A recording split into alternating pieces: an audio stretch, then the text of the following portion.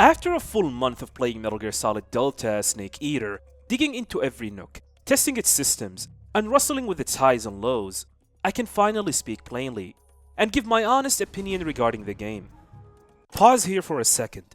This video was actually supposed to come out on October 1st, but over the past few weeks, I got hit with a really nasty cold, and that completely stopped my progress. So, to get this video as soon as possible, I had to make a few revisions and cut some segments. My apologies for that. But with that out of the way, enjoy the rest of the video. But before I dive in, I want to issue a disclaimer. What you're about to hear isn't your typical review. It is not a review that is catered to a broad audience. This is my honest, raw, personal, sometimes brutal take. I am not trying to win over every viewer or give you a safe, balanced take. What I say here comes from deep down within me. So yes, you might disagree. You might think something is great that I call garbage or vice versa. That's fine. This is my experience, not a universal verdict. Also, one more point. Since this is a remake of a game that is 20 years old, I am not going to spend much time on the story, music, cutscenes, or level design. Those were already nearly perfect back then, and thankfully, most of that still holds up. Instead, I want to examine what the remake actually offers, what was modernized, what was preserved, what choices were made, and whether those choices succeed.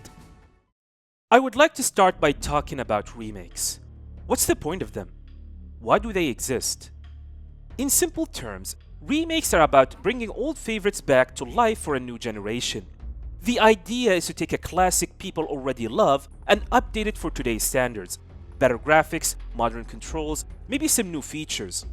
At the same time, it gives old fans a fresh way to relive the experience, while newcomers don't feel like they are stepping into something outdated. The best remakes strike a balance, keeping the heart of the original intact while making it feel modern. That's what a lot of people think remakes should be.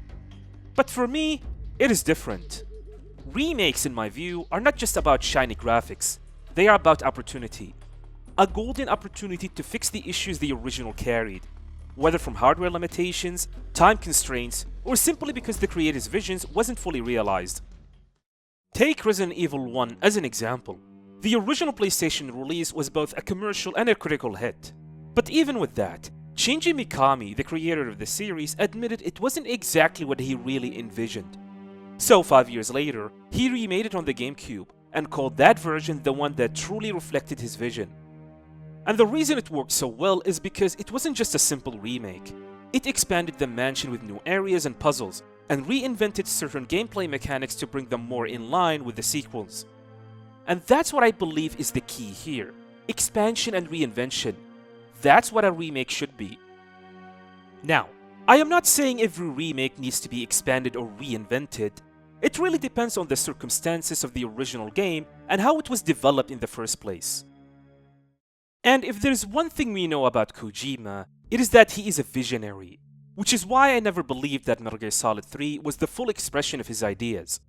There were interviews and commentary suggest that Kojima intended for Metal Gear Solid 3 to be released on the PlayStation 3, and that's all due to the sheer big ideas he had for the game.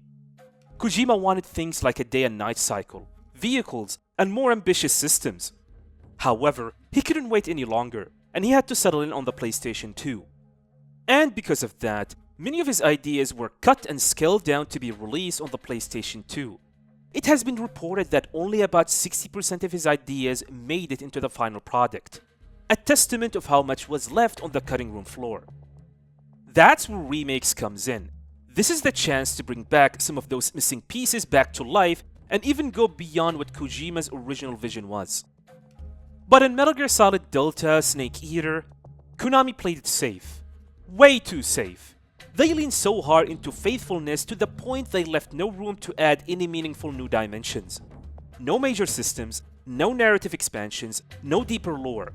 That decision feels less like faithfulness for the original and more like a fear of missing with the classic. And what I mean by this is as follows. Delta is a one-to-one remake of the original. Everything has been recreated and remaked exactly like the original game. From the level design, items and weapon placements, enemy densities and their AIs are exactly the same. Even the load zones between areas are exactly the same as the original. Everything is exactly the same, with the exception of some boss tweaks and a handful of extra dialogues. Delta is a near carbon copy. Don't get me wrong, there is nothing inherently wrong with being faithful to the original in preserving who Snake, the boss, and the Cobra unit are, but faithfulness should never come at the expense of creativity. Look at Final Fantasy VII Remake/Rebirth. They honored the original while daring to expand on its character and the world. For example, the character Jesse. What used to be just a side character in the original game has easily become one of the most memorable personalities in the remake. That is the kind of expansion Delta needed. Imagine expanding on the Cobra unit, a group of fascinating yet underdeveloped character. Let me ask you this question. What do we truly know about the pain or the fear, aside from the fact that they fought in World War II with the Cobras? Nothing. Compare that to Sniper Wolf in Metal Gear Solid 1, whose tragic backstory gave her an unforgettable place in the series. Instead of filling those gaps, Delta chose to mirror the original without daring to enrich it. For me, that's a massive missed opportunity, and one I cannot help but feel resentful about. Now, it is really important to mention this early on because I want to set the tone of what the rest of the video will look like. I want you to understand that Metal Gear Solid Delta Snake Eater is a one-to-one remake of the original game from 20 years ago.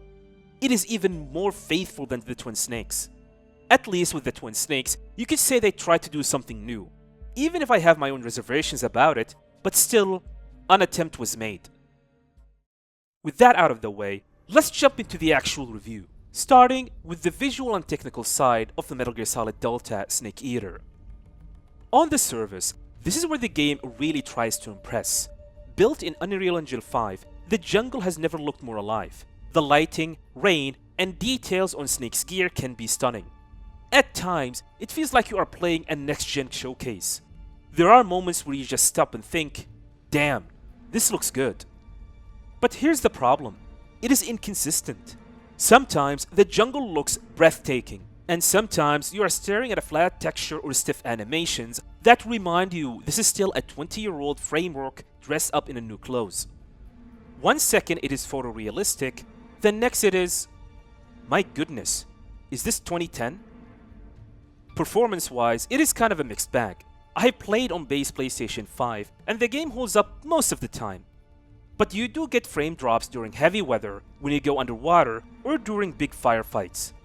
There is also a massively noticeable stutter, especially during the bike escape sequence at the end of the game. I have also heard the PC version crashes a lot, which is very unfortunate. Konami says they are working on patches to fix the performance issue within the game. But man, I hate when companies do that. Release a product full of issues, then fix it later. Just like the Master Collection Volume 1, which took them almost a year to patch properly. Animations are another sore spot. There's a massive disparity in quality. Konami clearly reused animations from the Phantom Pain, but also seems to have dragged some straight from the original Metal Gear Solid 3. I have spotted this multiple times during my playthroughs, and once you notice it, you can't unsee it. Overall, when the visuals looks good, it looks phenomenal. The camouflage system actually feels more convincing thanks to the upgraded visuals, and crawling through tall grass has never been more intense. But the inconsistency kills the momentum. To me, the graphical and technical state of Delta is both its biggest strength and its biggest weakness. It can wow you 1 second, then break immersion the next. Thankfully, it is not all doom and gloom. Once you settle into it, you actually get used to it pretty quickly. As for the gameplay, this is where most people had their eyes on Delta. We all know the story and the cutscenes are timeless, but the big question was, how does it feel to play in 2025? At its core, it is still Snake Eater. You still have the survival elements, hunting animals, curing injuries, managing staminas, and switching between camo patterns. The CQC system is still the backbone of close encounters, and it is just as satisfying to slam a guard to the ground or hold them up at knife point as it was back then. That DNA hasn't changed, for better or worse. The biggest update is the control scheme. Konami added what they call New Style, clearly inspired by the Phantom Pain. Aiming, crouching, and shooting feel smoother. And being able to move freely in third person while aiming is a massive upgrade compared to the original's clunky system. All of it feels familiar if you have played Metal Gear Solid V. And honestly, I love that style. However, Snake feels slower. There are plenty of moments where I wished I could sprint or move faster, but nope, that option is gone. And to make it worse, Snake's running animation is lifted straight from the Phantom Pain. The animation itself is good, but it doesn't really translate well to Delta. It looks stiff, and it makes movement in certain situations feel clunky and awkward compared to Metal Gear Solid V. Then there is the bullet drop. And oh boy, they used the same exact system from Ground Zeroes, and I hated it then as much as I hate it now. The Mark 22 doesn't feel like a tranquilizer pistol, it feels like a slingshot. Shots dip unrealistically, and it makes aiming more frustrating than it should be. If it worked like the Phantom Pain's bullet drop, I would be fine with it, but here it just feels wrong and it doesn't make sense. While the controls are modernized, the AI design is still untouched from 2004. Guards still patrol in the same exact simple loops from the original. They still take ages to investigate noise, and once an alert goes off, the whole area floods with enemies in that old-school video game logic way. If you are used to the Phantom Pain's dynamic AI that adapts to your tactics, this feels like a huge step backwards. And because the remake doesn't expand on those systems, it feels outdated. Another sticking point is the survival systems. It is basically unchanged. It was revolutionary in 2004, but in 2025, not so much. Delta doesn't evolve them in any way. It is literally the same system, just with prettier menus. There is no depth to it. Imagine if Snake broke his leg and you actually saw him limp, slowing down and struggling with movement until you treat it. That would add immersion. Instead, it is the same old menus and the same old instant fix system we had 20 years ago. The boss fights are still the highlight. The Cobra unit encounters remain iconic. The Yin's sniper duel is still tense. The fear is still chaotic. The fury is still explosive. And yes, the boss fight still hits hard. They did throw in a few surprise attacks here and there, which can catch you off guard, but outside of that, it is exactly the same encounters you already played 2 decades ago. Faithful? Yes. Exciting? Not really. And then there is Legacy Style. This was supposed to be a way to experience the game just like it was 20 years ago. Fixed camera angles, old school movement, no bullet drop. Sounds neat on paper, right? In practice? My god, it is trash. First of all, you can't use the same control scheme as the original. Trust me, I tried, and it just doesn't work. Aiming in first person feels awkward as hell. You have to hold the controller in this weird uncomfortable claw grip. And crouch walking? Completely busted. You move painfully slow. Honestly, it feels like a bug, because it makes crouch walking useless in this mode. I hope they will release a patch to fix that because seriously Konami, this is unacceptable.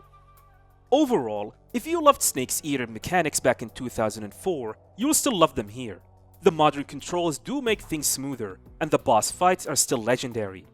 But if you were hoping for meaningful reinvention, for systems that evolve, or mechanics that grow with modern standards, you'll probably be disappointed. Once again, Konami played it safe. So given the fact that this is a one-to-one remake, what extra content does the remake even have? Although there are some new stuff, but they are very limited. There's the extra camouflages and uniforms. Some of these are actually pretty interesting. The golden camo tanks your camo index down to minus 100%, basically making you a shining beacon for guards. The Peace Walker sneaking suit silences your footsteps, and the crocodile suit makes food taste better and boosts your crawl speed. Honestly, I will give Konami credits here. These are fun little modifiers, but at the end of the day, they are just tweaks. Nice to have, sure, but not game changers. Konami also added a photo mode, which is fun. You can mess around with angles, filters, and get some really cool shots. But the issue is, it is not versatile enough. Camera controls are super limited, and you can't even zoom out very far. It feels restricted and basic, which is very disappointing. There is also the Guy Savage minigame, which I actually dedicated an entire video to. So I recommend you checking that out if you are interested. Snake vs. Monkey makes a return as well, along with a couple special surprises that I won't spoil here. Other than that, it is exactly the same as the original from 2004. On top of that, there's the Bomberman mode on Xbox Series X/S. I haven't tried it myself yet, so I can't really give you any feedback on it. And finally, there's the addition of film reels. Certain enemies in the game carry them, and if you hold them up, you can collect the reels to unlock movies in the secret theater. As you have seen, the extra content is thin here. It is service level. Nothing adds to the story, nothing develops the character, nothing really expands the experience. For a remake that had every opportunity to enrich one of the greatest games ever made, Konami instead gave us what feels like scraps. In conclusion, after a full month with Metal Gear Solid Delta Snake Eater, I am very disappointed by it. It is still Snake Eater, the story is still a masterpiece, the cutscenes still give you chills, the boss fights are still iconic, the visuals when they are on point can make your jaw drop, and the modern controls finally make it feel playable without the clunkiness of the PlayStation 2 era. But here's the thing, I already knew all of that going in. None of that is new, none of that is surprising.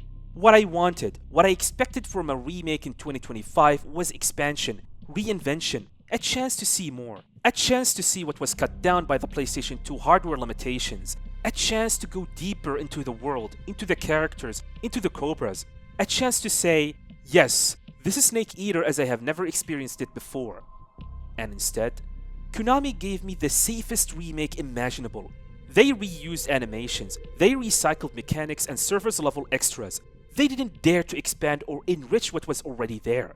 They just gave us a prettier version of the same game from 20 years ago. That's what hurts the most. This game could have been so much more. We could have had backstories for the Cobras, new mechanics to make survival feel immersive, bosses that had new twists to surprise even veterans. Instead, I walked away feeling like Konami was more interested in protecting their investments than pushing the series forward. And the worst part? They are charging us $70 for it. $70! That price tag is the core of my frustration. Delta is good, but it is not $70 good. The absolute max I would value it is $50, and even that is being generous. Why? Because for $70, I expect more than just faithful recreation with a few visual upgrades and modernized gameplay. The content we got simply doesn't justify that premium price point. Look at Silent Hill 2 Remake, same publisher, Konami, also priced at $70. But that remake actually feels like a reinvention. It is expanding and modernizing in ways that make sense for today's audience while still respecting the original. Whether you like it or not, you can at least see where the money went. With Delta, it feels like Konami is charging top dollar for a game that plays almost exactly like it did 20 years ago, with only service level additions. That's why the $70 stings so much. It is not just the number, it is what that number represents. If this game had launched at $40 or $50, I would be way more forgiving. But at $70, you can't help but hold it to modern AAA standards. And in my opinion, Delta doesn't meet them. Again, don't get me wrong. I had fun. It is not like I was miserable. But at the end of the day, when I step back and look at this as a $70 product, it doesn't add up. This is Konami giving us the bare minimum and charging us the maximum. And I would like to remind you what I said earlier. Remakes are a golden opportunity. They are meant to fix past flaws, revive cut ideas, and expand what the original couldn't achieve. Delta had the chance to do that, but Konami chose the safest path. So, my verdict. Delta is a good game, but a disappointing remake. Faithful when it should have been daring, safe when it should have been bold. If you are a die-hard fan like me, you will still enjoy it, but feel the sting of disappointment the entire time.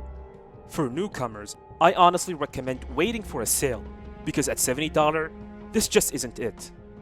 This could have been the definitive version of Snake Eater. Instead, it is just safe, and safe is the last word I ever wanted to use to describe Metal Gear. Now, my dear friends, what did you think of Delta? Did you share my frustration, or did it click better for you than it did for me? Let me know in the comments below. Thank you for watching, and have a nice day.